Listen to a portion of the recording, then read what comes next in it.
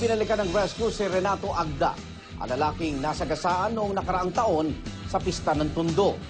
Paano binago ng aksidente ang kanyang buhay?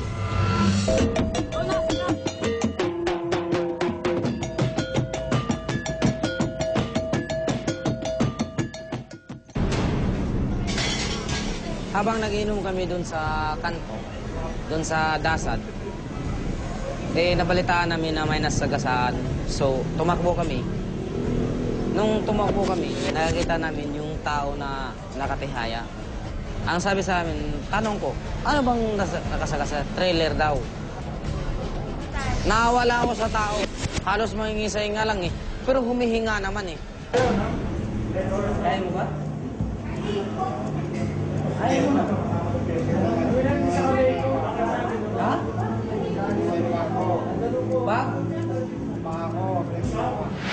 Pagkagising ko lang po yan, bigla akong lumabas doon sa kapatid ko eh. Pauwi na ako nun. Hindi ko na maalam, patawid pala ako eh. Patawid ako din sa may highway. Nakagit pa ko ng sasakyan. Pagtapos yan tinulungan ako nung nagsa-sidecar boy. Hindi ko kilala yun eh. Yan lang ako sa ospital, sagat. Tapos sagat yan, na yung pako eh, nakangamoy na yan eh. Tinignan namin lahat yung sugat niya. Yung pinaka-obvious na sugat yung dalawang malaking sugat na nakabuka dun sa paa niya.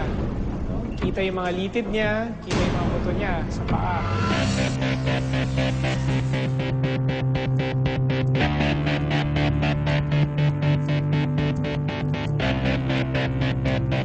Temporary lang ang splinting pagka may baling buto ang isang pasyente. No? Yun ang temporary first aid na mabibigay mo para ma-stabilize natin yung tinatawag na fracture na nakita sa pasyente.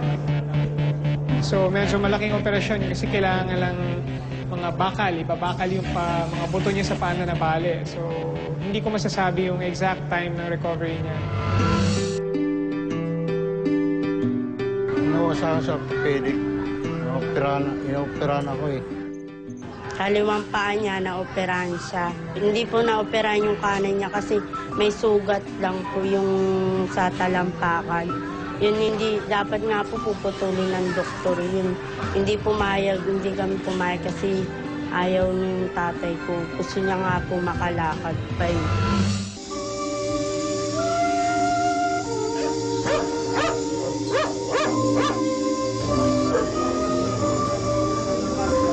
Hindi na po kami nagdidiwang ng pesta kasi nga, paano pa po kami magdidiwang na disgrasya na po yung tatay ko. Binago po yung pag-iinom ko na, binago na po lahat. Sabi ko, Panginoon, hindi na maulit yan po. Na ako iinom.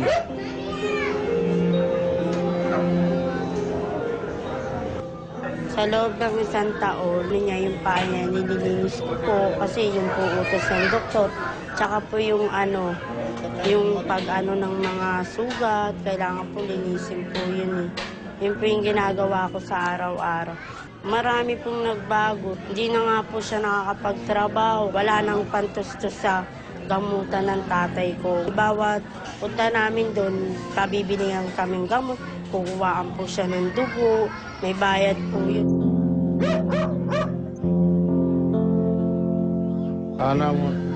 Kung may lento na dapat, sana tulungan niyo po ako. Yung nakasagasa sa akin. Sana tulungan niyo po para makalakad ako.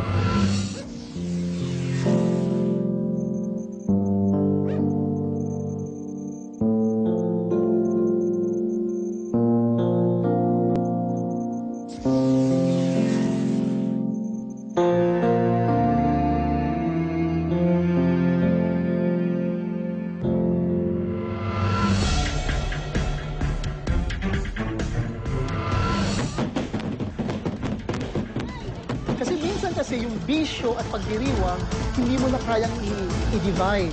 So, yung pagdiriwang natin, nahahalunan ng bisyo. Ang problema, hindi makontrol yung level ng consumption ng pag-inom. Kaya ang nagiging problema ngayon, yung yung mindset o yung kanilang pag-uugali, syempre, nagkakaroon tayo na yung mga alcoholic consumption, nakaka-apekto sa kanilang mga Pilipinos. Kaya, hindi talaga per se yung kapistahan na may problema, kundi kung paano pinagdiriwang ng mga tao yung mga kapistahang ito. Maraming salamat sa inyong patuloy na pagsubaybay sa aming programa. Hanggang sa susunod na Webes, ako naman, Arnold Glavio, dito sa Rescue. Naniniwala kami, kahit sino pwedeng tumulong. Pinating natin sa stretcher, wala nang buhay, wala nang hininga, wala nang tibok ang puso. So, chinek ko po yung pulse, wala na tayo makapang pulso. So, hindi na po kami nagdidiwang ng pesta kasi nga, paano pa po kami magdidiwang na disgrasya na po yung tatay po.